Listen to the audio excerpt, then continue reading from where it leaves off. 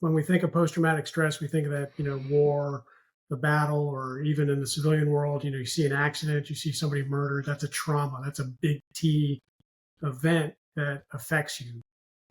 And at the same time, we can have micro, little T traumas that compound on themselves. Yeah, you can have one and it'll ebb, but if you have another before that first one ebbs, it'll, it just compounds into a big T, and we can have a lot of emotional, physical um, responses that are the same as if we just had one single event.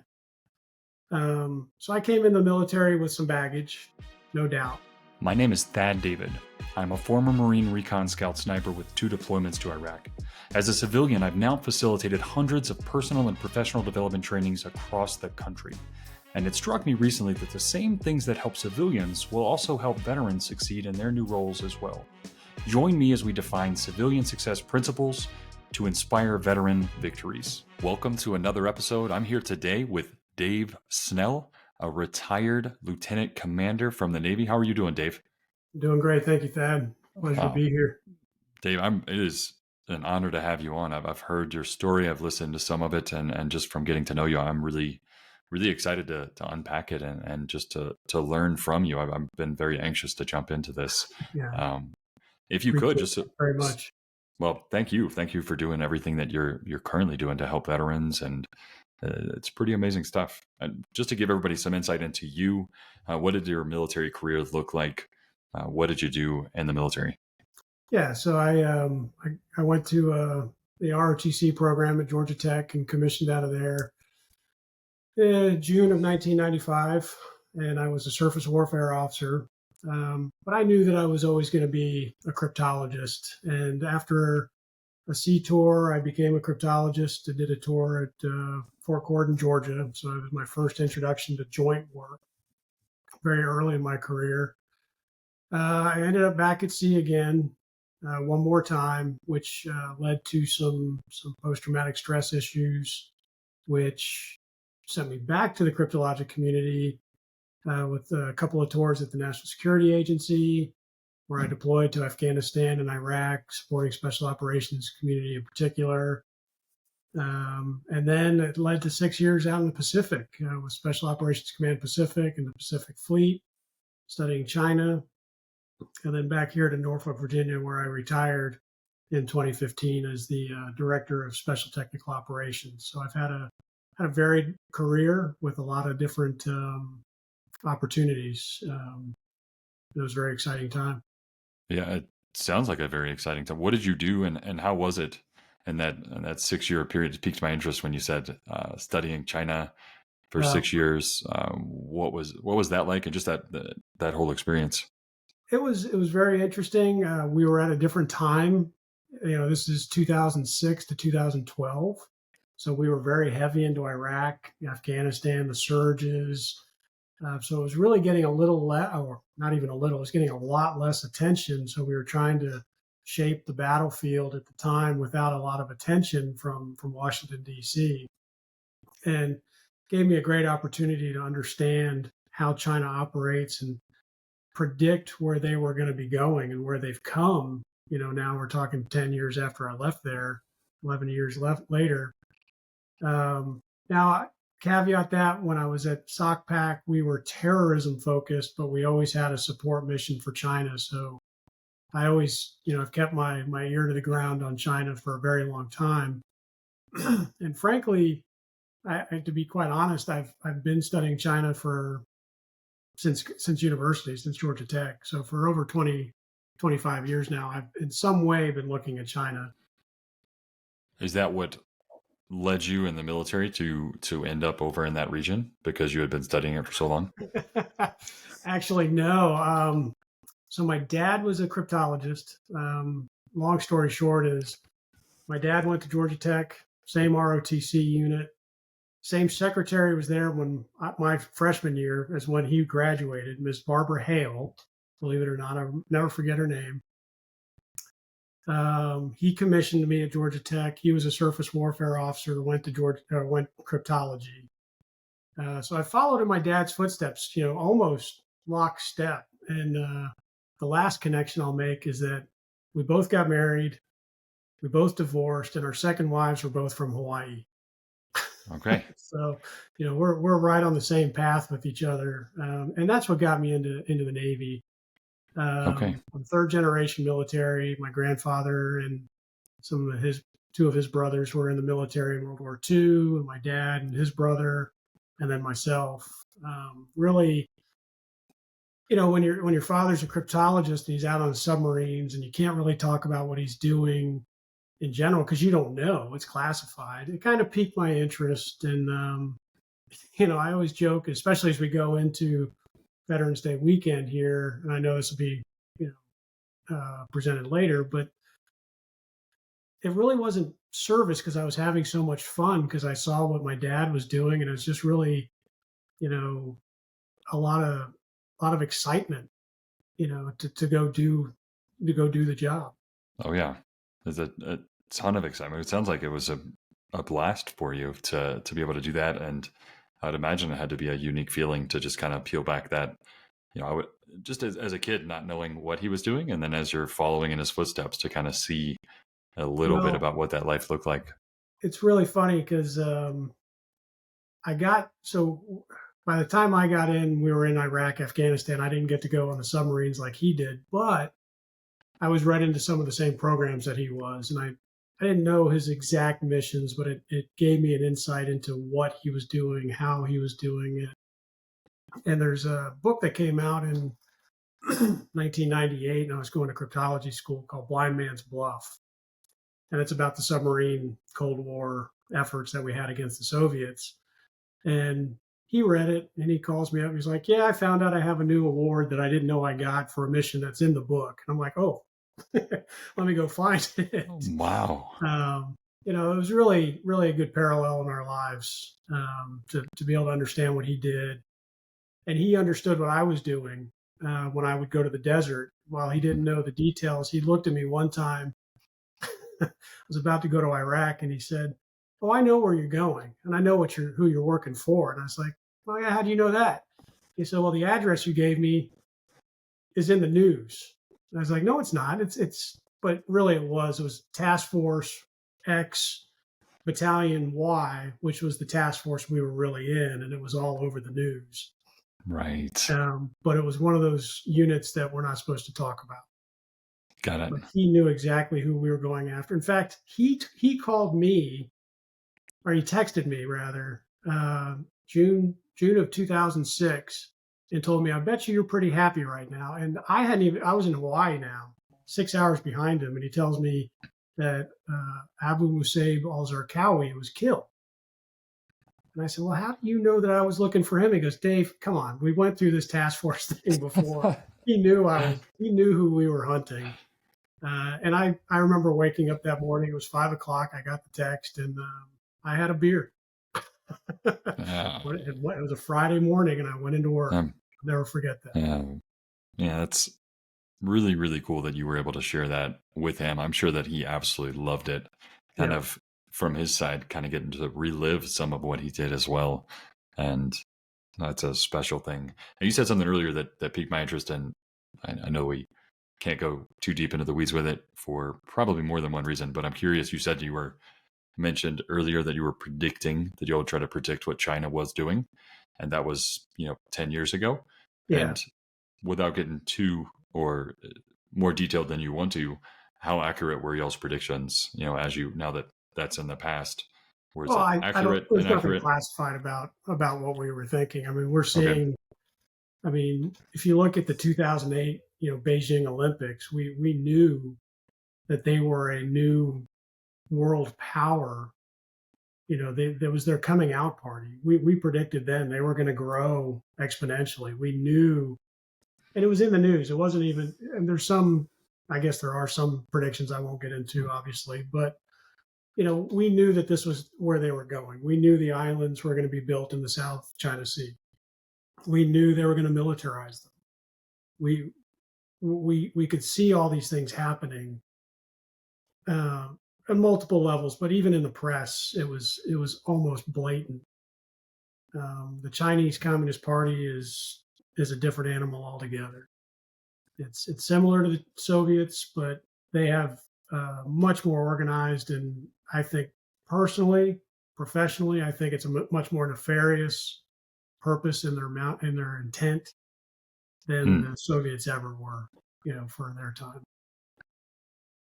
And that's a bold statement considering what's going on right now. You're saying that they're much more nefarious. So that, I mean, that sounds like it has a lot of potential to our future will be very interesting with Yes, China. yeah, I think I have. I didn't know we were going to go down this path. It is great. Don't get me wrong. I love it. I like if a lot of the books behind me are historical. I consider myself an amateur historian. If you look at the way this is something we were joking. I was a contractor for a little bit till earlier this year, and Manchuria was really the start of World War II, the Japanese invading China. And if you look at parallels, we were saying that, well, instead of, and our bigger threat from our perspective was in the West, in Nazi Germany and the Soviets to a lesser degree, because we saw them, joining hands for a little bit in the late 30s.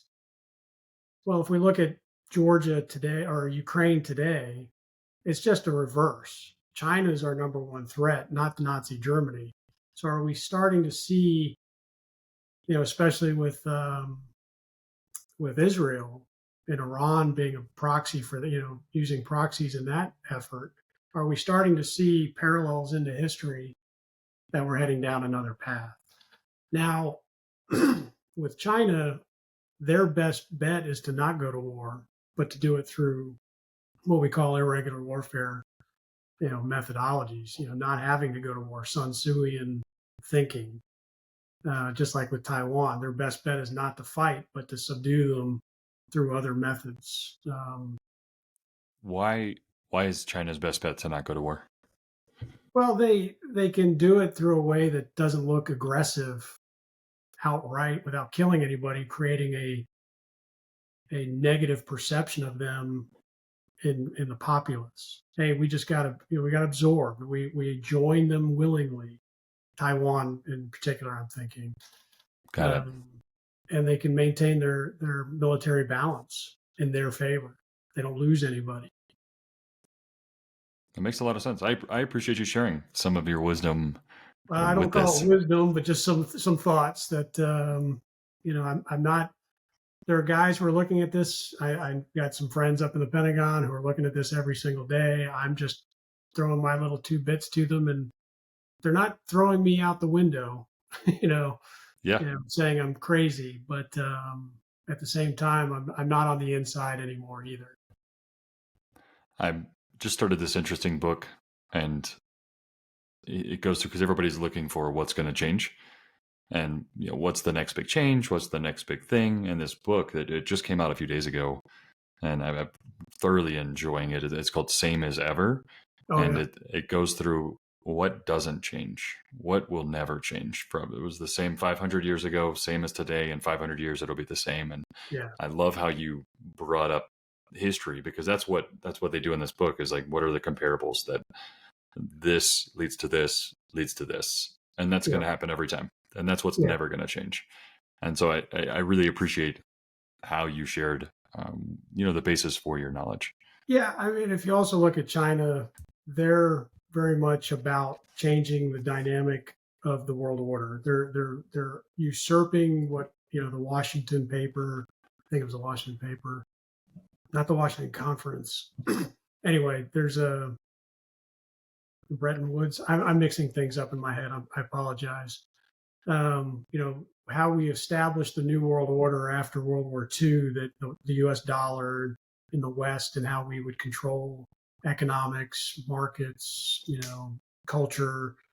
They're trying to turn that on its head. And they've been outright about it. And if you go back to the 1920s, I'm still trying to find the exact time he said it, but Mao even said the goal of the Chinese Communist Party is to overtake the United States as the future power. And it was 20s or 30s, he said that. So if you look, and a lot of people will say that Xi Jinping is anything but Mao Zedong and has reason to hate Mao. Well, he's a mini Mao. A mini Mao. You quote me on that one. How's that? Yeah. No, it makes perfect sense, and it's such an interesting thing to think about. But at its core, and if you think about just the way that the world is, it would be weird if they weren't. If we were in China, Yeah, we would want a better, stronger nation. And so while I don't support China in any way whatsoever, it's just right. kind of it's not a far-fetched statement what you're saying. So I know that I discovered you just from hearing your story, and I appreciate you sharing a little bit about what you did in the military and your knowledge. It's fascinating to me. I think we could do a whole nother recording in that direction. And the reason I wanted to talk to you and just bring you on because you've got a pretty amazing story about recovery after the military. And would you mind sharing just whatever you're willing to share? What did that look like? What got you started down that journey and brought you to where you are now with it? Yeah, I mean, I'll go back to the roots, and I'll bring us up to today if you don't Okay, mind. please. So I'm very open about this. I dealt with emotional, physical, verbal, some other abuses as a child, and what I call little T traumas. When we think of post-traumatic stress, we think of that, war, the battle, or even in the civilian world, you see an accident, you see somebody murdered. That's a trauma. That's a big T event that affects you. And at the same time, we can have micro, little T traumas that compound on themselves. Yeah, you can have one and it'll ebb, but if you have another before that first one ebbs, it'll, it just compounds into a big T, and we can have a lot of emotional, physical um, responses that are the same as if we just had one single event. So I came in the military with some baggage, no doubt. Then on my second ship, the reason I went back to cryptology into the National Security Agency, I had a captain who was just ruthless on me. I mean, it just would not let up on me. And at the same time, I had a new spouse who didn't understand the Navy, and we're in Japan post 9/11, by the way, just after 9/11. So we're all on heightened alert, especially in Japan against China and other terrorist organizations down in the Philippines and Thailand, Malaysia. And I ended up attempting suicide during my time in Japan. I got better. I deployed to the Middle East, like I mentioned earlier, with special operations community. And then I retired, and then I was lost. I didn't have a purpose anymore. I didn't really know what I was going about doing things. I had jobs. It wasn't, lack of work, but I was still hadn't dealt with the traumas. With the military, we get help through meds. Oh, you're depressed. Here's some Prozac. Here's some Wellbutrin. Whatever works for you, and we'll give you some therapy. And the therapy is good. And I don't fault anybody at all in the military for this, but their main focus is to get us back up to a point where we're, quote, fit to fight. And then they say, okay, we may not have resolved everything, but you're qualified to go back to sea, to go to war, to go back to mission, if you will. Okay. And then it's kind of till the next time. And I had a couple of ups and downs through my career. And it was the pandemic. Just before the pandemic, I had left my family. I was just depressed. I had no intention of committing suicide, but I ideated, which is a big piece. And I think a lot of folks go through every day. But when we get to a constant ideation, it becomes very disturbing. Is not the right word, but worrisome might be a better word. I knew I never would again. I never will try again. I have a beautiful, 15-year-old daughter who I would never in a million years want to hurt like that. So just as the pandemic was kicking off, I had a new therapist. And she said, stop lying to me. Stop BSing me. And I said, what are you talking about? She goes, you're not lying outright, but you're not telling me the whole story. And until you do, we're never going to get to the root. We're never going to be able to not solve, but get you beyond the traumas. And I said, oh, okay, well. So we tried some new therapies that didn't quite work, but got a little bit further, through my honesty. And it was December 29th of 2019, again, just prior to the pandemic. I got on a scale and I was over 200 pounds. And that was a number I said I will never get above. And I called my old skipper, one of my old skippers, and he had become a health coach. After running a number of triathlons himself, he said, I'm just too heavy. I need to lose weight. So he did. He lost 50 pounds and now he runs, lots of marathons. I called him up and he got me on a weight loss program. Now, it doesn't look like it now, but I dropped 50 pounds, which was 20 pounds ago. I've gained 20 of it back. So I'm about the weight I was when I retired, but I look thinner. I look healthier. I'm holding it better than I was 8.5 years ago when I retired. And that was step one. I got on the physical side of diet, exercise, and the impacts that those have on your brain and your mood and your mentality and your depressive state or excitement. My therapist got me on a new treatment for me, was called neurostimulation and vagus nerve reset. She did these two things simultaneously. And the neurostimulation is our brain operates on different frequencies in different parts of our brains at different speeds. And if it's going too fast in different parts, then our brain is anxious. We're anticipating the future. We're worried. If it's going too slow, we're depressed. And after doing a brain map on the 4 different frequencies our brain works at, they came up with a treatment plan and said, okay, we're gonna find a way to get back to middle, or as close to middle as we can. And I tell you what, the first time she did that, bam, I felt better. But it took about a year worth of these treatments once, twice a week to build up a tolerance so that the speeds stayed where they should.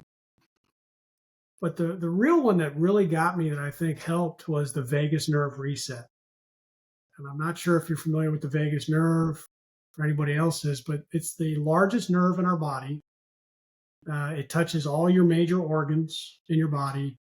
And it's the messenger to say, hey, what state are we in? Fight, flight, freeze, or fawn, I think is the new, I always remember fight, flight, or freeze, but I guess they've added fawn. I'm sorry. Fawn?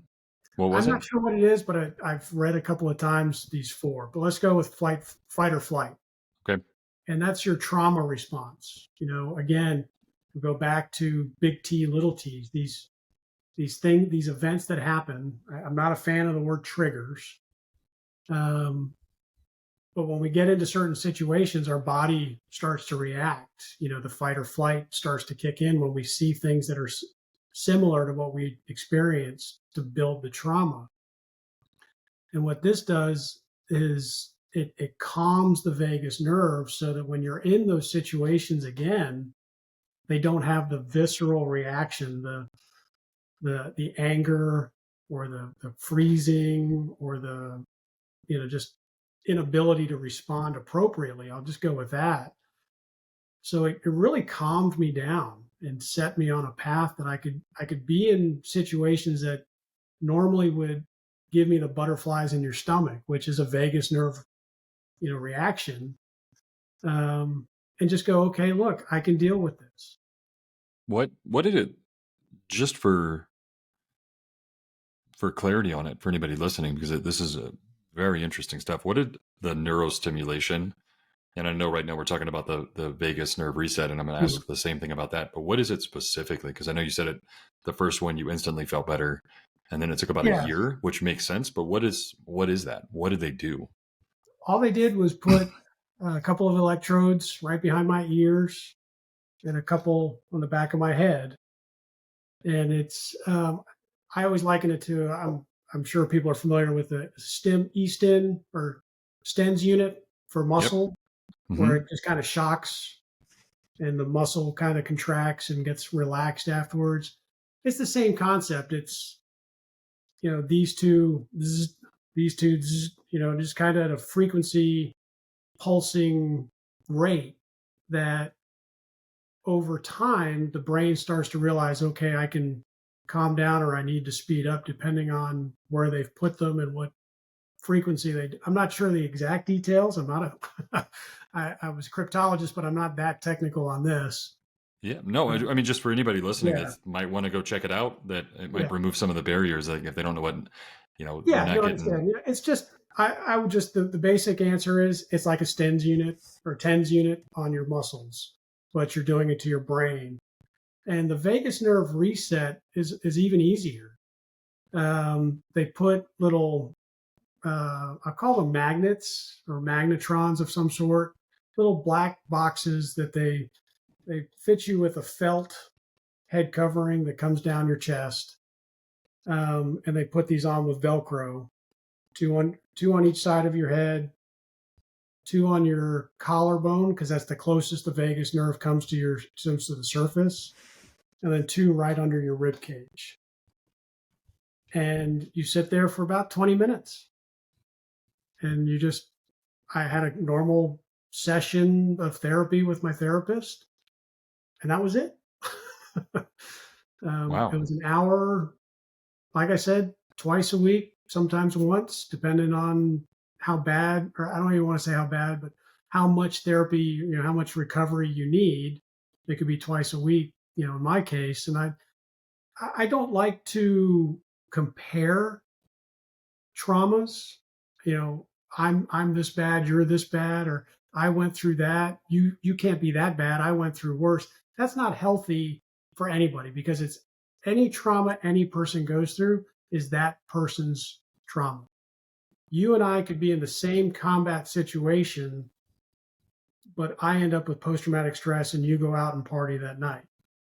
It's just our body's different reactions based on our experiences in the past that affect how that particular event affects us.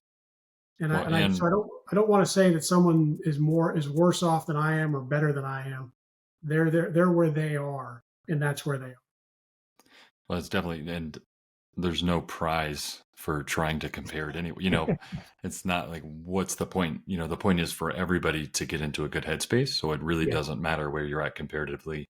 And that was one thing that struck me after getting out because, we saw quite a bit of stuff. I did the initial invasion in Iraq. I was back a year afterwards, and it was interesting to see how all of our good friends, how everybody managed everything very differently. And it was we all saw the same things, but everybody managed it differently. And I wonder how much of it you mentioned the little t, big T, and the compounding effects of it.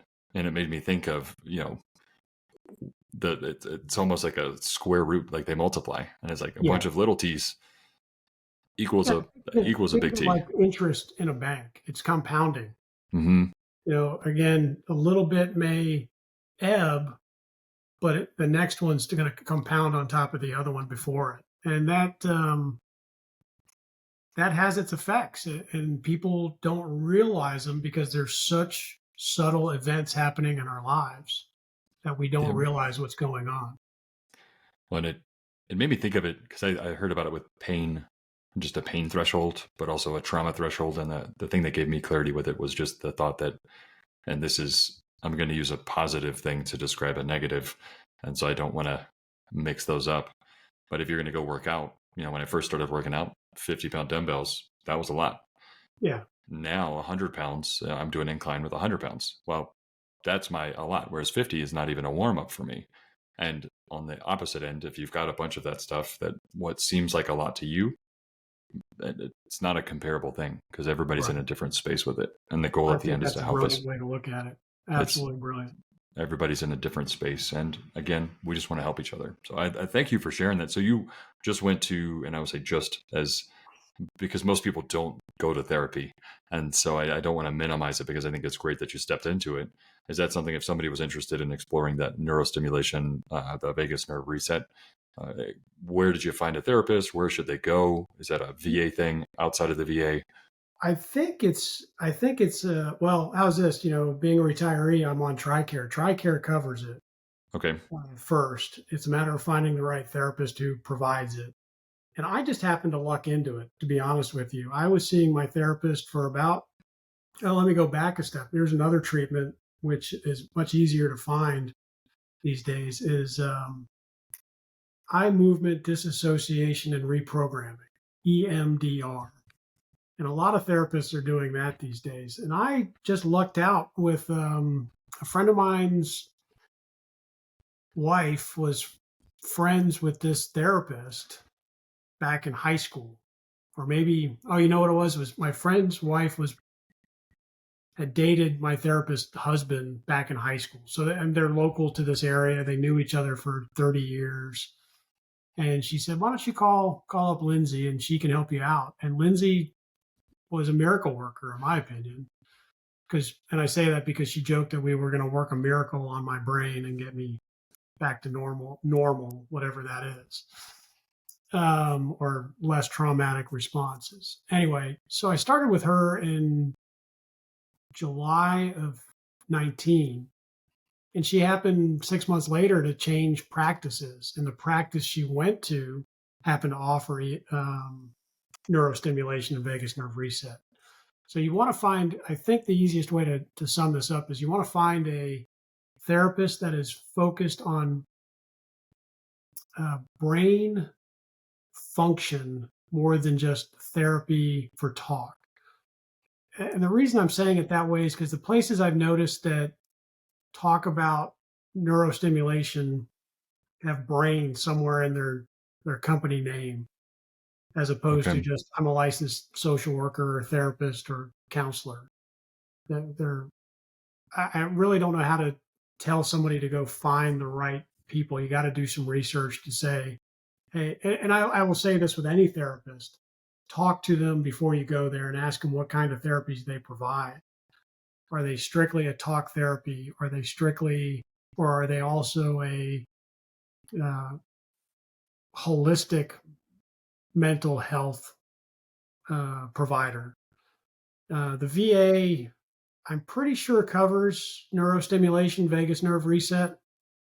I'd be surprised if they're not. It's becoming a little bit more mainstream. I did some research when I first heard about it, and it was very scant. I couldn't find this 4 years ago, and I'm seeing more people talking about it on blogs, podcasts, posts, and you can find more articles about it now, I think, than you could 4 or 5 years ago. I'm gonna dive deep into it and really check it out. It's fascinating to think about. And I have another question. I know you just recently gave the step one that you had stepped into, and I was wondering if we could go back just slightly because you had mentioned that you had attempted suicide, and then you had bounced that thought process around. Would you be comfortable with sharing some of your mindset during that time frame? Yeah. No, Yeah, I that here. Let me start with this. I'm open to talking about just about anything, okay. and to anybody who's listening, afterwards, we can share how to get in touch with me.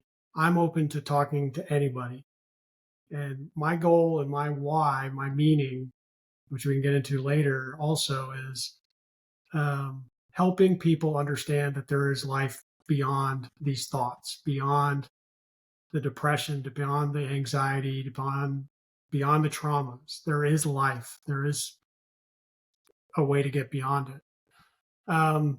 Yeah, I attempted suicide on April 18th of 2020, or sorry, 2002.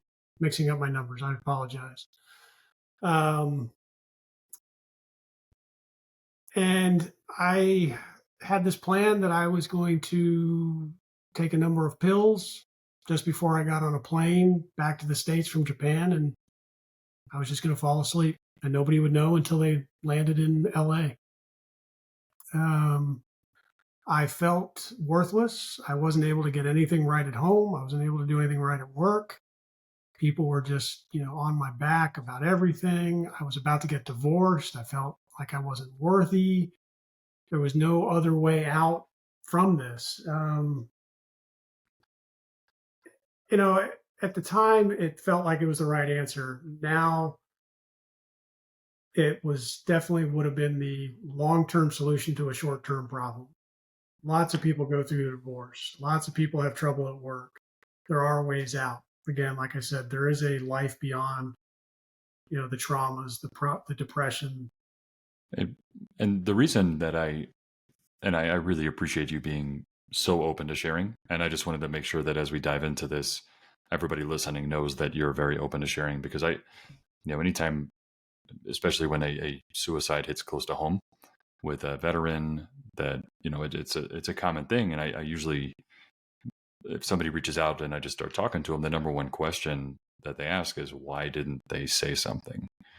And Yeah. I Oh, you're wonder, absolutely right. like, Yeah. why didn't they say something? And just knowing that you were there in those shoes. That was the one question I would just curious to know. Have you thought about that? Why not reach out? And maybe you did. Did you reach out for help? And if not, why? Well, Why did you not? let me go back 2 months before April 18th. I had started seeing a therapist. My wife at the time, my first wife, we started seeing a counselor together, and which was really silly because we had just been married for 8 months, but we had a lot of stressors put on us very early in our marriage. And the therapist suggested I go on Prozac, and that I had to tell my skipper of the ship, hey, you need to tell him that you're on Prozac because you're a tactical action officer in combat. I would have weapons release authority. So the docs said you need to tell him so he's aware at least so he can keep an eye on you. So I went and I told him, and his first response was, pardon my language. I'm just going to, be frank with what he said was, oh, does this mean you're going to go walking all happy and shit around my ship?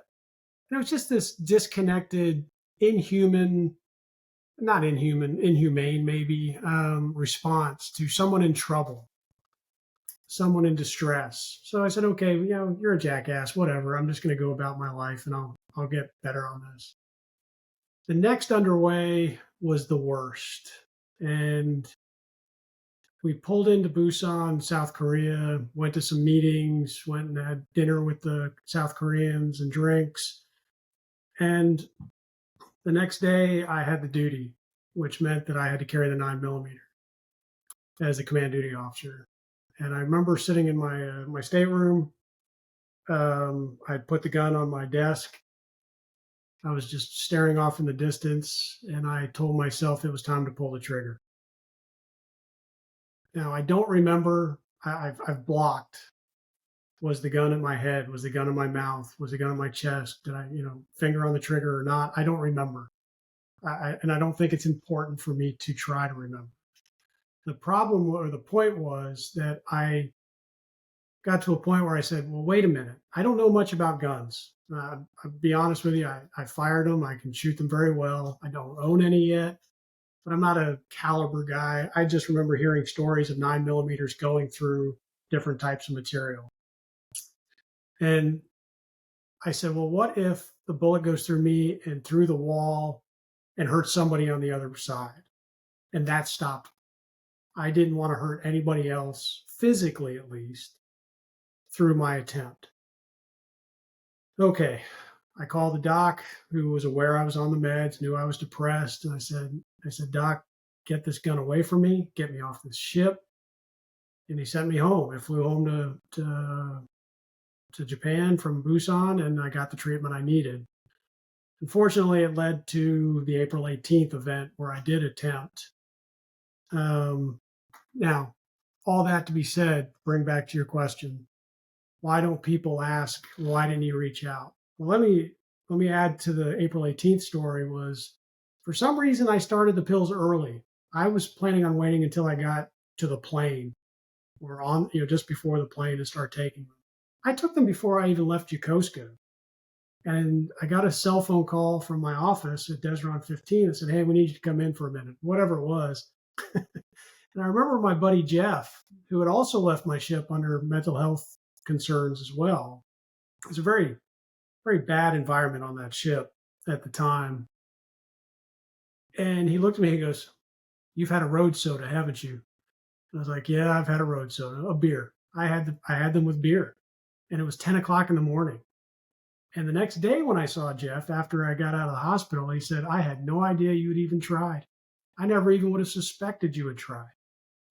And then the questions go, "Well, why didn't you come to me? Why didn't you talk to me? Why don't you do this?" And the point is, when you're at that point where there is no other way, you've shut down. Or at least in my experience, my attempt, and having talked to several others who have attempted, you don't want to hear what they have to say. You don't think you can go to them, um, and you've already put in process in your mind. This is going to happen, and if I don't, then it's a failure, and you don't want to fail again because sometimes that's what's led you to where you are. I felt I had failed as a husband, as a department head on the ship. So why would I go to talk to somebody about it? I didn't. I wanted to get away from the problem, not to address the problem. You know, it, and it is what it is today. I can't change the fact. I can only talk about it and try to help others. Well, Um, and it's not easy to talk about. It's not fun to talk about, and I think that's part of the problem that we have in the nation. We need to talk about. I don't like, well, we can't talk about it because someone might have an idea from what you talk about. No, that's the problem. We are not talking about it. We're not addressing it. Um, I and I think what we end up doing is, why didn't he come? Why didn't you come talk to me, Dave? Well, I kind of felt like, I feel like at this point we're blaming them. Well, had you come to me, you never would have been there. Well, let's reverse that. Why are and we do this every month or so, or every couple, every mental health awareness month. Reach out to your friends, talk to them, say hi. We lose connection, and then we wonder why they don't talk to you when they go attempt suicide, and we put it on them, the suicide, the person who took their life. hmm. It's not on them to come to you. Sometimes we need to go both ways. It's getting a little deep there. I'm sorry. No, I very much appreciate you going deep with it. That was my intent with Well, I asking, get and then a little aggressive with, yeah, it's not, let's stop blaming the person who attempted and start looking internal of, why didn't I reach out to them more? If I say I care about them, why aren't we reaching out? hmm. What, and then to take it one level deeper with that too, because there's the other side of that as well, because that person that I'll end up talking to usually feels horrible because they feel like they are to be blamed Yeah. because they didn't reach out. What thoughts do you have about that person that then feels the, and I'm thinking of an instant just recently where it was in a very similar light where somebody was literally just with that person and 10 minutes later it the person committed suicide and it was really weighing on them. Yeah. And so what thoughts do you have about that guilt that happens afterwards for the other person? For the person who survived, even. So Yep. let me break down what you just said too, is, if let's say you and I talk, and then 10 minutes later I go and attempt suicide, or kill myself. And I don't like commit suicide because it's more legalese in there, and it's Mm. negative connotation. Well, let's say I take my life here 10 minutes after this. At that point, in my mind, I've already made my decision. Nothing you're going to say is going to change it. So to me, the guilt is it's not it's that's a tough one, Thad, and I'm sorry for the pauses and the Please take your blank time. stares. Um, I've lost guys to suicide, and I've said, why didn't they talk to me? And I've had to come to the harsh realization that nothing I would have done could have changed it, and I can't dwell on it. And what I've learned in the last 4 years is something I just posted on LinkedIn. Someone else has posted. I can only live in the now. I can't let regrets weigh me down day to day. And yes, I miss my brothers who I've lost. and sisters. Um, and I think about them, and at the same time, I know I have to go on and live today. Someone attempts suicide, someone takes their life. I can't change the fact. And I wish they would have come talk to me sooner before they got into that go, no go. Because once you get into that go, it's not always certain, but it's not going to be changing unless something drastically changes in those circumstances. And it's harsh. It's a tough topic, and I hate it that we have to talk about it so harshly, and yet we've pushed it off so long in society as a that person was sick, that person was ill, that person was selfish. So let me tell you a side story, if I may. Please. That was 2002 April. I went home to my dad's place, mom and dad's, and mom and dad and stepmom in Florida for Christmas that year. And I don't think my dad intended this. It just came out. Anybody who commits suicide is a effing coward. And I responded to him. I said, well, F you then. And you could see a little bit of, I forgot what he did. Because my mother and my sister have both attempted, my real mother, who I haven't spoken to in many, many, many years, have both attempted as well. And I think that's where he was coming from. I don't think he was remembering or putting in together that I had tried that year.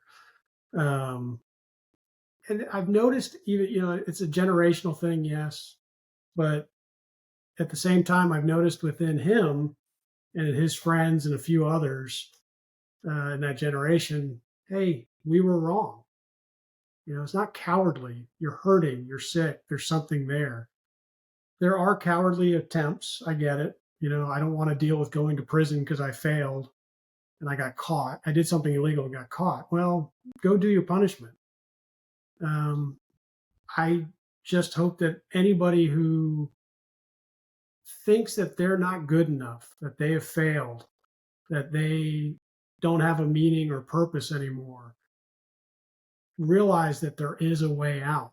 And again, that's where I'm happy to talk to anybody 24/7, get them the help they need professionally. I'm not a professional. Let me caveat that. It's a little late in my career to be changing 100% doing that, but I will help anybody, anywhere, anytime, because you are good enough. There is a way out, and it's not. I've said before here today, it's a long-term solution to a short-term problem. The problems will end. Life can still go on. It's a topic that I obviously get a little heated about or passionate about. And that's, and I'll let you. I'm sorry. No, I was cutting you off. I was just going to share that's what made me very excited to talk to you, because you're passionate about it. Yeah. Let's talk to the people that are passionate about these topics. Yeah. So again, if I can help anybody, I'll always go back to this. I will help them wherever I can, because I've been to that dark place. I've ideated since, and when I've ideated since, I've said, okay, time out. I need to go talk to my therapist, or even just have a call with a friend and say, look, I don't know why I'm having these thoughts. Can we have a few minutes to talk? And I think that if we look at our lives today, Facebook is great, Instagram's great, LinkedIn is great for its purpose. They all have their purpose. And people will say, oh, well, you're getting the 10%, but not the crap that goes into that 10% success. But my point here is that it's disconnected us from connection, from human involvement. I'll email them. I'll text them. No, call them. I need to, if I'm in a depressed state, I want to hear a voice. I want to hear tone. I want to hear inflection. A text can just be, I care. And just, I care, just monotone. And that's how I could take it. But if I hear, look, I care about you. I want you to survive. There's more to it. There's an inflection. There's a tone. There's a hesitation. You can feel the the voice coming out. That's different. And I think Yeah. we've lost that humanness, the humanity behind our interactions. I had and I want to be clear too, this is a one example where it worked out really well. And I think that I can do a better job of this. And it's just such a soon thing that I text a veteran buddy of mine that I had met just over the years. And I was thinking about him a lot. And I was like, hey man, I know you're going through a bunch of stuff and I just wanted to make sure you're doing okay. How is everything? Is it okay if we jump on a phone call? And he Yeah. messaged back.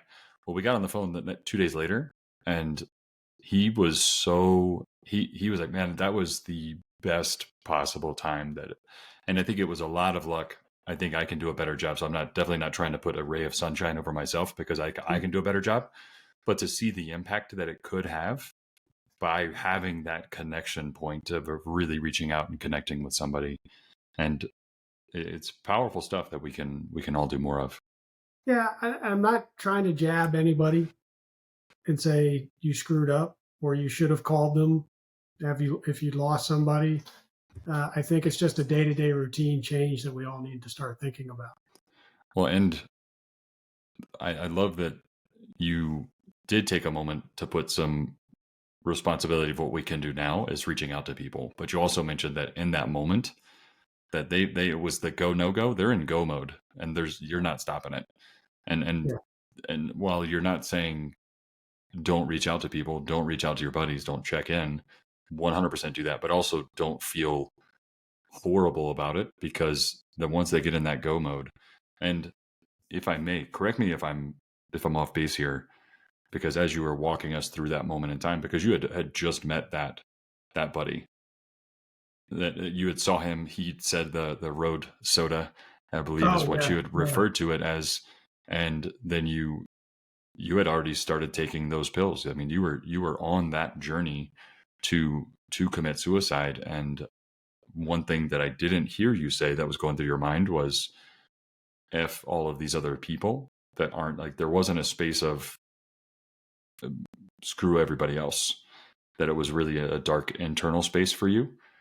And to me, that means that that person, while yes, should take responsibility to reach out, but it almost feels selfish to take the blame for it because it wasn't about them in that moment. It was about you in that moment. Yeah. And then to after the fact to say, well, it was definitely on. It's like, no, yes, there is stuff you could do, but also realize that they had a lot of stuff going on that we didn't know about. And for us to think we could have done something is almost, it's not a great space. It's a hubris that we think we can solve it all. I'm not going to solve everybody's problem. I'm going to find a way the best I can to do so. And if I've done everything I can and something still happens, I don't want to say I've numbed myself to it, but and at the same time, I've had to say, look, I cannot do it. I'll give you a good case in point. I had a lieutenant who worked for me, my last command, just before I retired. He was in for another 4 or 5 months, and we kept in touch. And he had some issues. And he started texting me about a year after he retired or after he left the Navy. And he was telling me how everything I'd done in Afghanistan was killing babies. The government was corrupt and we never should have been there. And I was a murderer.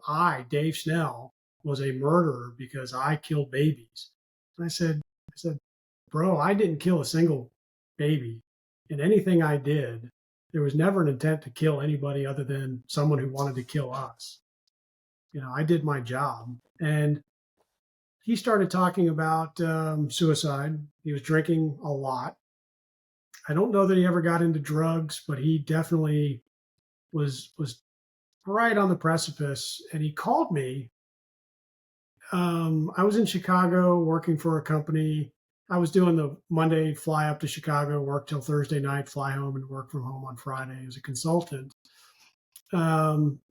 And I had a meeting I had to go to. And I said, look, Paul, let's talk. And I got people coming to me in the rotunda of this big, office building in Chicago. Hey, Dave, we got a meeting. Come on. I said, piss off. I've got a guy on the phone.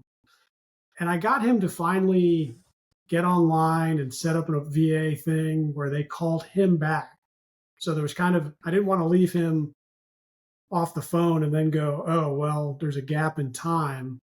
Something could happen before the VA came in. So thankfully, we're talking and the VA called and we dropped off and he talked to the VA and he got the help. And I this is not a pat on the back. I'm pretty sure he was he was beyond the go, no go. And there are times, again, there's different circumstances. There's not a finality. I think he was ready to do it. Whether he'd made the go, no go, I can't say, but I think he was right there if he hadn't already decided. So we got him back. It's a tough situation to be in, and I did everything I could. And yet, when I got in touch with him later, he just railed right back at me. Dave, you're a killer. You did this. You did that. The country sucks. This, that, and the other. And I was like, I finally had to look at him and say, Paul, I can't do this anymore. I've done what I can. We're done. You need to get the help you need. And I've put you on that path. I will say I hadn't talked to Paul that was 2017. I hadn't talked to him for almost 6 years. And he texted me out of the blue just 2 months ago. Said, hey, I'm finally getting the help I need. I'm an alcoholic. I'm depressed. He's finally on the right track. At some point, I just could not do anything more for him. He did not want to hear what I had to offer, whether he had a prejudice against the government and I was his conduit to say I was the epitome of the ills of our nation. I don't know. And at the same time, I responded to him. I said, Paul, I'm more than willing to talk to you. We just need to have some ground rules that we're here to get you better, not to insult or assault me through words. So it's there. I mean, there's always, and I lost a chief to suicide, not because of depression. It was one of those, spur of the moment. I can't lose my wife. I'm lost without her. I'm going to put a gun to my chest. And that's what he did. And at the same time, we can, through compassion, talking, expressiveness, we can connect with people and bring them back from the idea of suicide. Well, and I really respect your ability, because I think we as humans can struggle with this at times, is setting our boundaries with other people. Well, it might have been one of the only times I've done so effectively, though. Well, and it's not an easy thing to do, and I think that more of us could take note of that as well, of just being able to stand firm that, I also have thoughts and feelings as well, and I'm willing to help you. Yeah. However, not at the expense of me. And your ability to set that boundary is massive. And I have another question for you about this, and I really appreciate you sharing. But you walked through the attempted suicide, and then earlier on you said there was a moment in time where you had kind of, I believe the word was the ideation of it, or just the thinking of it. And what were just curious to know the differences there, because I wonder what's there to unpack. That one of them you attempted, one of them it was just the thinking of it and it didn't manifest. Yeah, ideations are, geez, wouldn't it be nice if I wasn't here anymore? Ideations are, what if I were to drive my car off this bridge? What would happen if I took too many pills? Just the thought. There's no intent behind it, as opposed to an attempt where you are setting in motion a plan. I'm going to go buy the gun. I'm going to go buy the pills. I'm going to isolate myself in a room and make sure nobody else can get hurt, and I'm going to do it. The ideations are, if I were to do this, what would happen? There's no intent of turning the wheel and driving off the bridge. And so I bring that one up in particular because I had that one many times going to Norfolk Naval Base. Hey, if I drove off this bridge, I would fall and then I'd die. Is that really what I want? No, absolutely not. You go through that process. I don't really want it, but that would be a way I could if I did. I have no intent. Like I said, I have a wonderful daughter. My wife and son as well. It's another story, but I'm not doing it. Yeah, well, I'm so happy to get to know you, and I really appreciate you sharing. I know that there's a lot inside of that, and a lot that I can't even begin to understand. So thank you for diving deep into it. And I would love to circle back into where your passions lie now, Yeah, because you had mentioned the step one of diet and exercise that you had jumped into.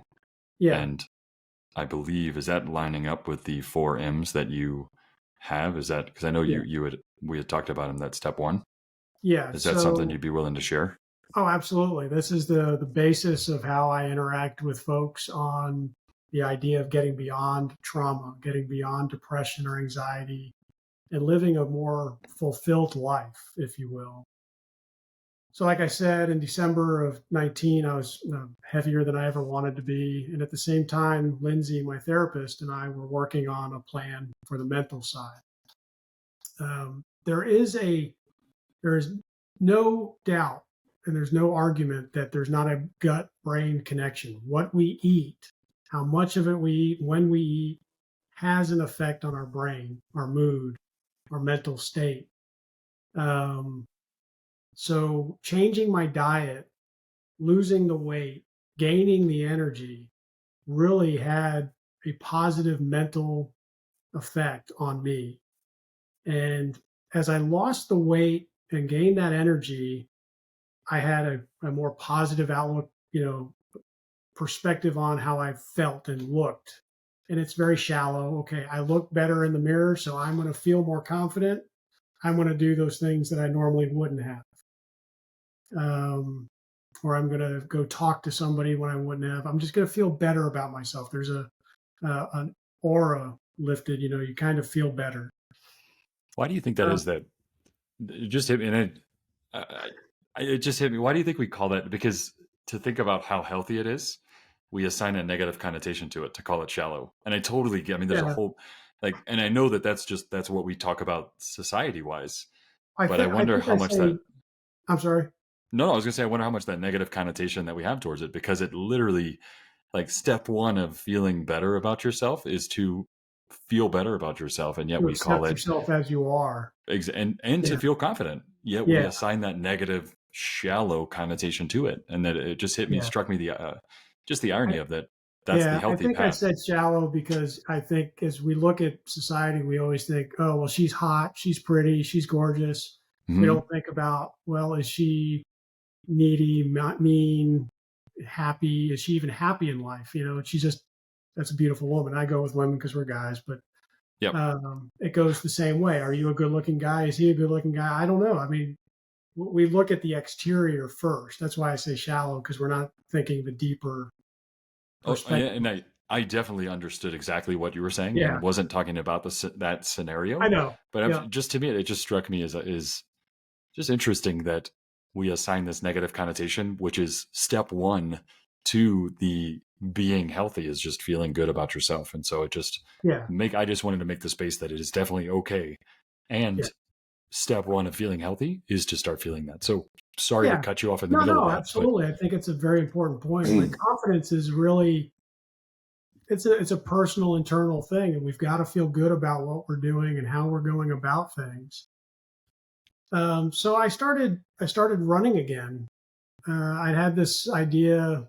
I've been a runner and I played soccer, up through high school, a little bit in college on the intramural teams for soccer, but I was never really a big runner anymore after high school.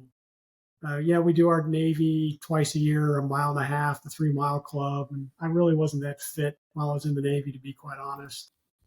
But as I started going through the pandemic and realize, and I'll go through each one individually and how I came about it. And as I lost the weight, the energy came. I started running again, and I'd had in my mind that I would never run again. My personal trainer insists. She loves the fact that I keep telling her, or I kept telling her in 2018, I'm never running again. I just physically can't do it. My back hurts, my knees hurt, my My arms hurt even because I've got some neck surgeries that I've had. Okay, well, movement. Movement has an effect on the brain, the mood, our personalities, our ability to do work, focus on work. I notice on days where I don't go out for a run or go to the gym, my mood is down, my focus is down. So I go for a run. The next step, you mentioned the four M's, and let me back. It's movement, mind, meditation, and meaning. And the next one is mind. And when you're dealing with traumas, trying to solve these by yourself is ridiculous in my mind. We need to get help. And we talked about how I did that through my therapist Lindsay, who got me the talk therapy, EMDR, neurostimulation, vagus nerve reset, and that is good for a period of time. But I don't want to see Lindsay for the rest of my life. I don't want to see any therapist. I don't want to keep seeing therapists for the rest of my life, whether it's one or any others. I want to get to a point where I can live without needing to see them. And I don't remember exactly how the next step came about. I've always been fascinated with meditation. And I've always been told, hey, you just got to blank the mind. Well, the mind can't do that. The mind is always going to, if I were to tell you, don't think of an elephant, you're going to start thinking of an elephant, a pink elephant, a floating elephant, and different, the first thing that went in my mind, sorry, I'm a Winnie the Pooh fan, is, the Heffalumps and Woozles scene in that movie. You're going to have all kinds of images of elephants. And I learned, and it was very thankful for the pandemic, because it gave me a lot of time to read, to watch videos, to listen to people going through guided meditations. And it's not about blanking the mind. It's about focusing the mind. And in particular, the easiest one is breathing meditation, focusing on your breath, inhale and exhale through the nose, preferably if you can. And it has a relaxing effect on your muscles, your brain, just the entire body if you really focus on it. And when I say focus on it, so in what way I think about it is, as a surface warfare officer, we're taught to think, gas turbine engine, like molecule of air enters the intake, goes to the first blade, second blade, gets compressed, gets burned and expands, and now it's an exhaust. Okay, that molecule of air. Well, think about it as a molecule of air going through your nose, down your trachea, into your lung. Okay, it's in your lung, goes to the alveoli, through the bronchus and all that. Goes through the blood, comes back out, and then think about it the reverse. Well, that's how when I meditate, I'm thinking about that molecule of air going in and out. Okay. So when I can't see a therapist, or I'm not seeing a therapist, or those times where I'm just stressed or I'm penned in. I just had this happen last week. I was in the supermarket, the commissary, and the lady in front of me wasn't moving. I was in the aisle, in the cashier aisle already, the candy bars on both sides. And then this guy came in behind me and penned me in because my cart was behind me as well. And I was just like, I can't, it reminded me of some instances in the desert. And I started to panic subtly. It wasn't a panic attack, don't get me wrong. And I just said, okay. Oh, hey, look, that helped. And I did 3 or 4 of those breaths. Okay, I'm in a situation. It's not dangerous. I can move on. I don't need to panic. I can sit calmly and wait till she moves on, and I'll get out. Easy day, right? So meditation gives us that opportunity to move through the day. You can meditate anywhere. I just did. That one breath is a meditation. We think of meditation as this blanking the mind, and nothing can disturb you over time that you're doing it. But even that one breath, I was in the now. I was in that moment, not thinking about anything else but my breath. So nothing else mattered, right? So there's the first three: movement, mind, meditation. If and with that too, I love that you mentioned that the I've heard of it referenced like micro meditation, Yes. but you just reminded me of a a past interview that I had with Steve Jimenez. He runs Hives for Heroes, and he's very big into beekeeping, and the bees saved his life. And he shares an example of when he's collecting honey, if bees actually make it into your suit. It just made me think of what you were talking about, that micro moment of, because I think a lot of people are face those situations where they might feel trapped, and then there's starts to ruffle up some stuff. And he actually shared that the worst thing you can do in that moment is panic, because those bees are going to sting you. And as long as you remain Yeah. calm, and it's a practice of that breathing that sets you free. And so I Yes. love that you shared that. And so step 4. Yeah. Is meaning. So part of the weight loss program I went through, they had to, what's our why? Why am I doing this? Why am I alive? What is it that makes me do what I do? What's my purpose for losing the weight and living life with health? Kind of, you know, kind of cheesy, but so I said, okay. And I wrote out my why, and I have it, right here. It's on my desk every day on a 3x5 card, and I see it. Um, but okay, three M's and a W didn't really kind of make sense. So what's another word for meaning or purpose, or why or purpose? It was the meaning, and it just kind of lent itself to the four M's. And the way I think of this is this: I can have movement, I can have meditation, and I can have my mind all balanced, but they don't mean a thing if I don't have a meaning. I think of it as kind of a three leaf clover, if you will. The stem is the meaning, and those other three kind of balance on the stem. Because if the meaning isn't there, it all crumbles down. You can lose one of the, I could not move for a little while, but I still have my meditation in my mind to kind of balance me out and stay on that stem. Okay, and I get the movement back and I'm balanced again. And I can lose the meditation or the mind, and movement will keep me balanced. That meaning, that reason for why I do what I do keeps me going, and remembering why I need to go for a run, why I need to think about meditating because I'm panicked, because I want to stay, in my case, I want to set a good example of physical and mental well being for my family, my friends, and anybody else who needs help. That's really what it comes down to. Um, so this really all came to a head. I put them all together the last 2 years, where 1993, I was a junior in college, and I think the Marine Corps Marathon was still in May at the time. And I said, I'm going to run the Marine Corps Marathon. I'm going to do this great big thing. And I never did. And I came up with every excuse. I'm not good enough. I'm not physically fit enough.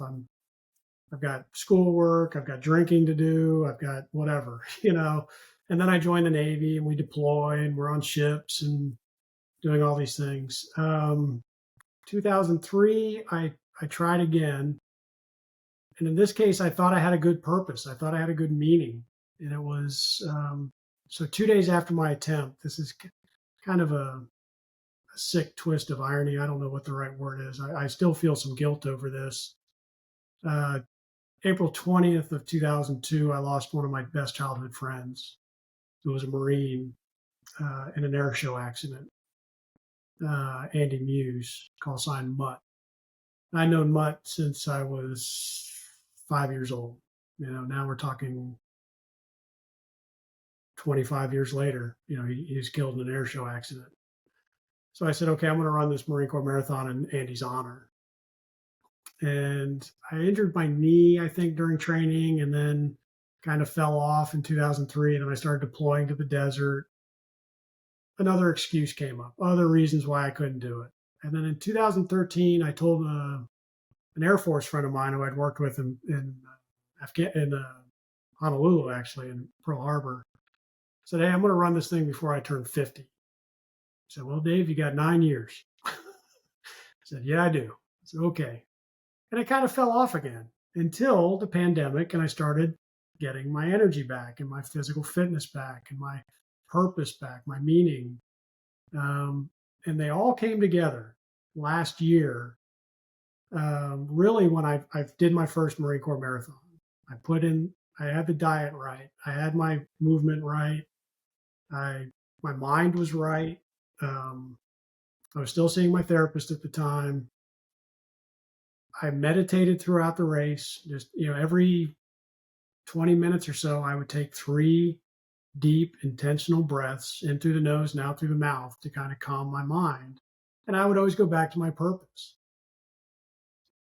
And honestly, the marathon last year, I didn't train for it properly.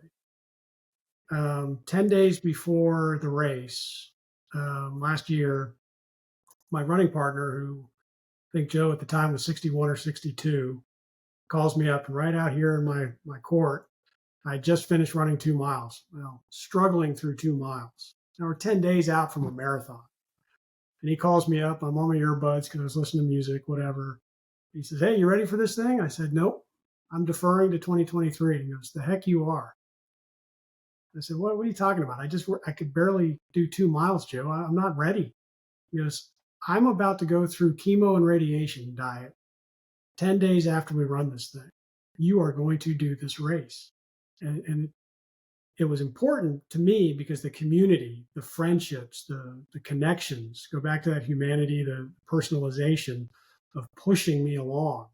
I was ready to give up again, despite my meaning and my purpose of why I wanted to do these things. And he said, "No, you're not. You've talked about it for too long. I'm going to make sure you get through this race." And I actually did it. At the 20-mile mark, I remember looking at Joe and saying, "I feel effing great."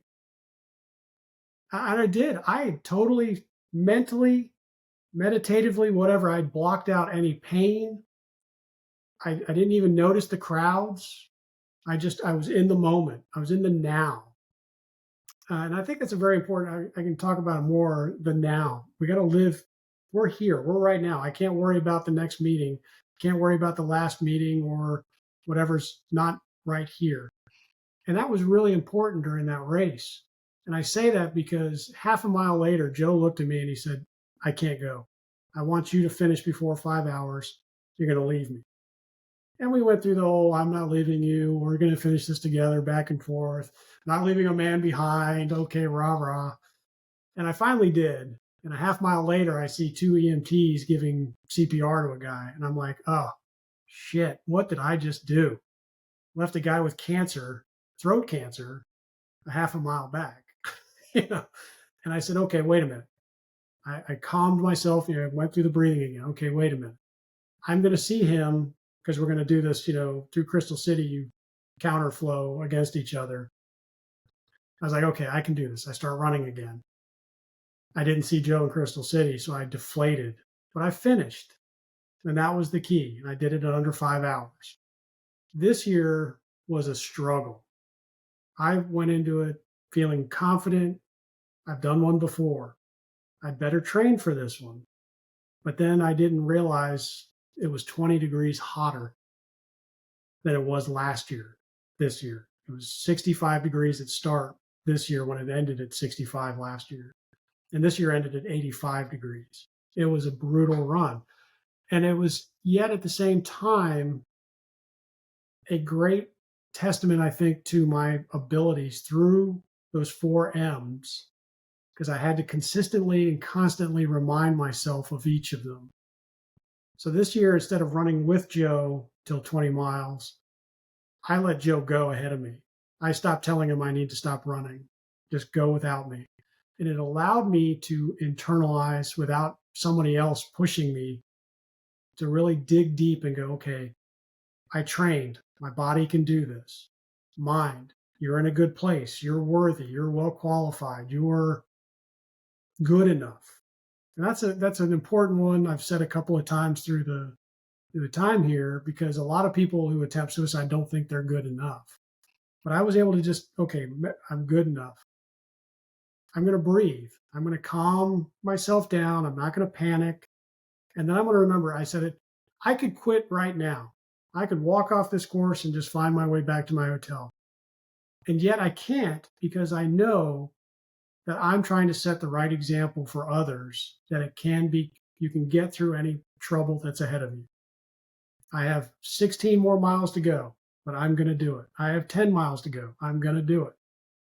The hardest mile was the last half mile because you have a uphill right at the end of the Marine Corps marathon.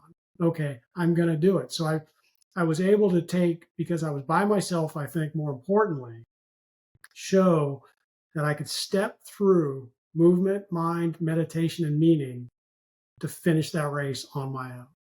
And I did it worse than last year, and that hurt.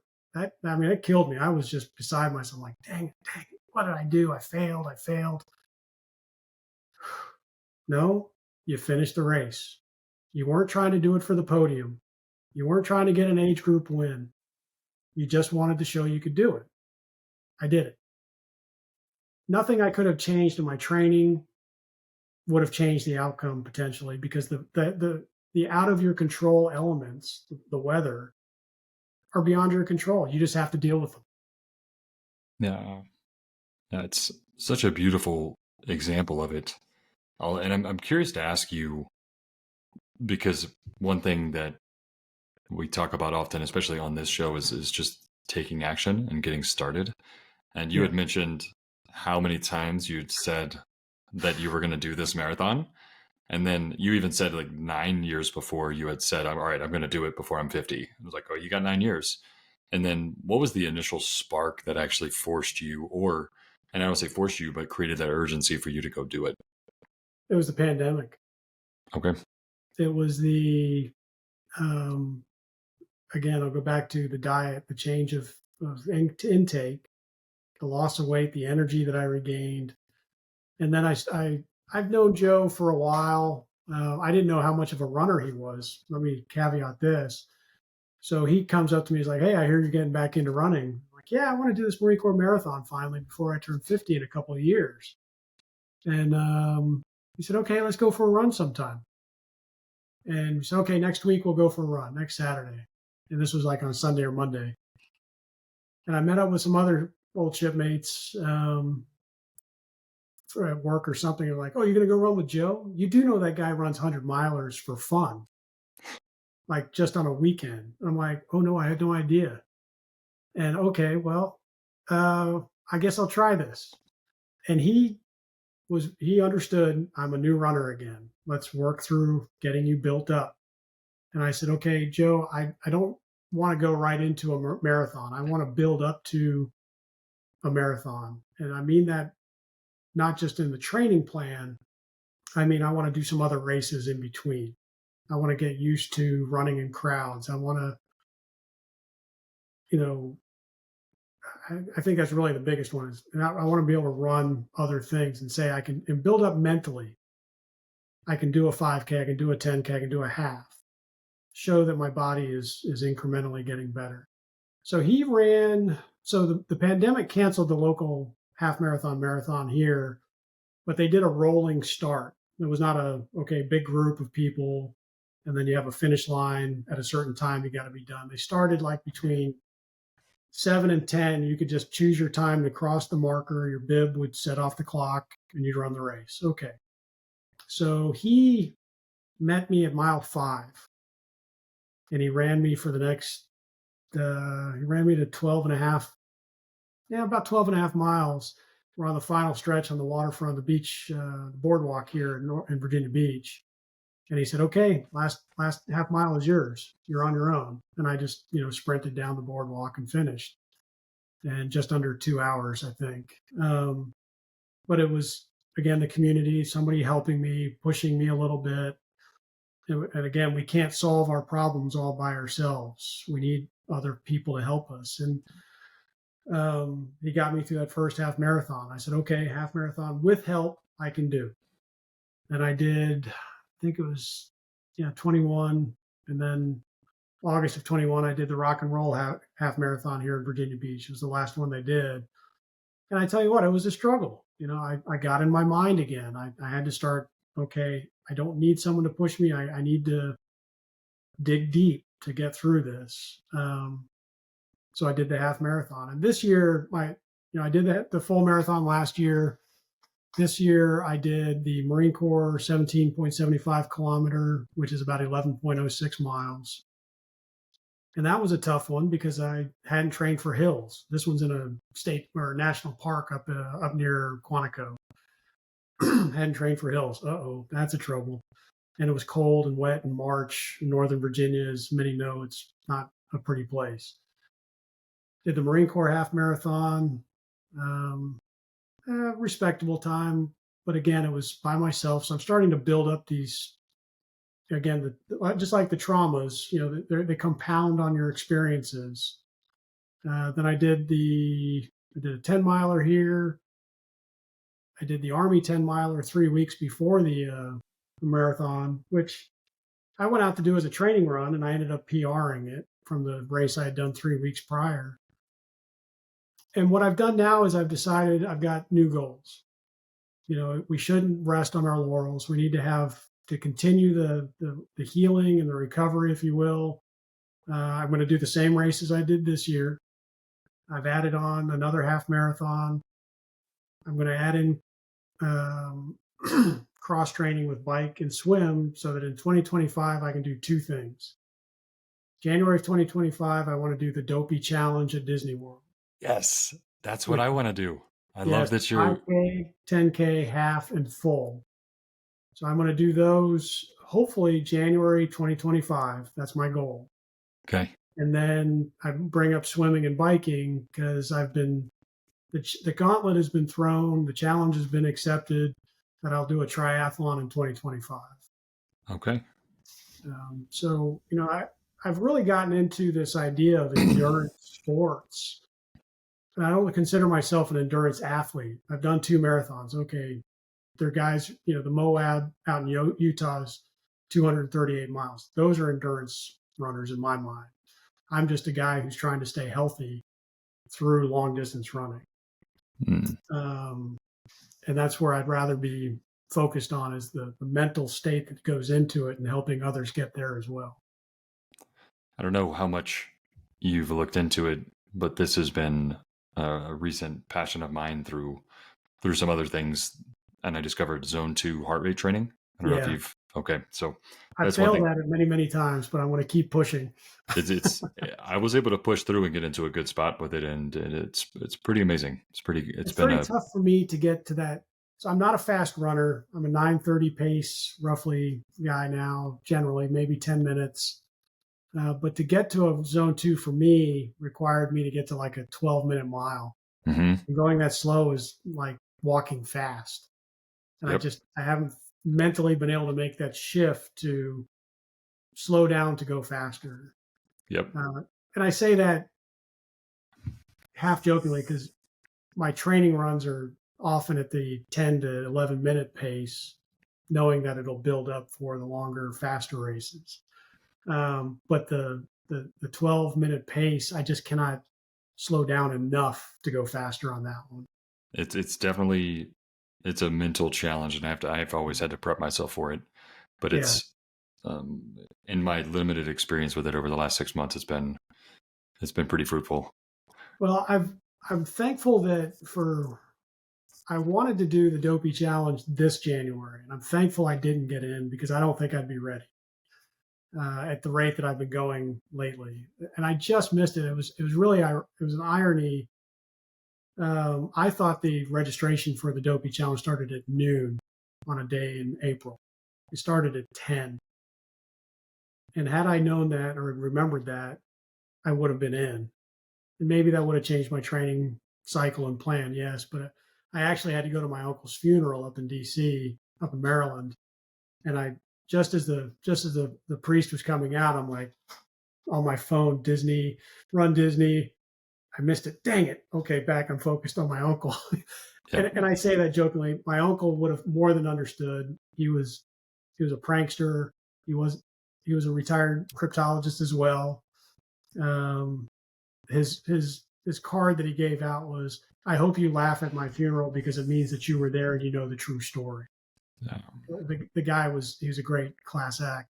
Well, some would say he was a crass act, but he was a class act at times. he was actually in Beirut when the bombing happened Mm. in '83. So he was a warrior. Just a quick note on him: warrior, gentleman, best cryptologist ever that I've worked with, and I miss him. But Well, I appreciate you sharing that, and also these goals that you have within it, because you mentioned the meaning, and I know it started from the why, and I'm deviating even further from it potentially, but with a goal, because I read this gentleman's book. He was a gold medalist in the Olympics, and he had spent 25 years chasing this gold medal dream that he had. And the most depressing time of his life was that 1 week period after he won his yeah, gold medal. And his wife, he was like just so depressed. And his wife grabbed him and was like, "You realize why you're depressed, right?" And he's like, "I have no idea." And she's like, "Well, you've had a goal for the last 25 years and you just hit it." And yeah, now he's a big proponent of always having your next goal ready to line up, because, and I know that's goals different than meaning, different than why. However, there is a well, parallel there that if yeah, you don't have it, you may feel lost, and most likely you yeah. will. But I think that also gets to the greater human nature of I got what I was grasping for, the old Greek mythology, reaching for the stars, reaching for what you want. But then what? Hmm. What does it mean? Back in 2018, I went to a therapist before I went to see Lindsay, and he asked me, he said, "Hey, what'll make you happy?" I said, "Well, if I move to Florida, that'll make me happy." He goes, "No, that'll just change your circumstance. Happiness is what you make of it again, now, here. What's going to make you happy right now in your day to day routine in life? What meaning or what purpose gets you to the point where you can be happy? And how you define that is irrelevant. It's really what makes you satisfied with what you have done at that moment. You grasp that gold medal, but you're happy then. What's going to happen the next day? You have to have the next goal, the next attainment. The happiness is not going to come from that gold medal. Happiness is going to come from your family and support system, your day to day routine that made you able to earn that gold medal. Hmm. And we forget that. We think that happiness comes from things when it's internal from a few small external impacts on us. Beautifully said, I have Dave. I occasionally have a fruit of wisdom word or two. You've got, it's been plentiful this Yeah, entire time we've been able to spend together. Man, I do have one final question that I thought of earlier that I want to close out with, and I'd love to ask really quick. I know you said people can reach out to you. What are the best ways for people to reach out and get in touch with you? Before I ask you this final question, I'd love to get that out there. What are the yeah. ways for people to get in touch with you? The best way, honestly, is through LinkedIn. Okay. I'm always on LinkedIn. I actually get a lot of so LinkedIn is the best way to get a hold of me. So in my day to day routine, I'm a cybersecurity consultant. I have my own company, Snell Advisory Group, and at snelladvisory.com, you can find me there. So you'll see my day to day work in there for the cybersecurity. I'm also a private investigator, which ties into protecting information and people.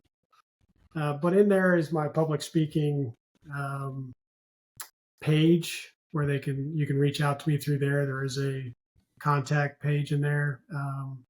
And again, I'm happy to talk to anybody anytime, whether it's in an environment like this where we're talking about mental health, mental fitness is a term I prefer, or if it's you're struggling and you want someone to lend an ear, I'm happy to do so. Oh, I'm gonna definitely post it up when we do this.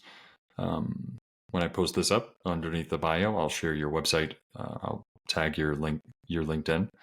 And my final question for you is really back to what we were talking about with suicide and people heading down that road, because I know right now I actually have a few buddies that are on that path, and you're always seeking out what to do. However, knowing that you've been in that position, what advice would you give to somebody right now if they were listening to this, considering suicide? What advice would you give to them? What would you tell them? First and foremost is, like I've said before, there is there are other paths that are more fruitful than suicide. Life goes on beyond whatever you're going through right now. Please reach out to somebody, whether it's 988, a, a professional, a family member, a friend. Um, Recognize that life is beyond, there is life beyond what you're going through at this moment. It's temporary. And remember why you're alive. What do you bring to the table? We all bring something to somebody, and without you here, we lose that. They lose that. The world loses somebody. Um, it's tough, and I understand it's tough. I've been there, and I don't want to lose any more people. I don't want to lose anybody to such a case. I don't know the right word. I'm fumbling here. I just don't want to lose any more to suicide if we don't have to. It's unnecessary. I completely agree, which is why I wanted to ask, and I'm so grateful for you to reach out and share as much as you have. And Yeah, I think that we need to open up more about it. I know there's a lot of resources out there. I'm just one who's telling his story. Some people have told me it's too much, and I think that's the problem. and that gets back to the stigma of what we place on it, back to the just my micro small aha of calling shallow, where it's like, well, they actually need that right now. They need the confidence, and the story is the story for that person. And well, thank you very much, Dave. I really appreciate everything you're doing, everything you continue to do, and I'm really looking forward to just staying in touch and seeing all the great things, all the great things you do. Let me finish with happy birthday. Thank you. Today's the Marine Corps birthday. It And is. happy Veterans Day this weekend. Thank you very much, and happy Veterans Day to you as well. Thank you.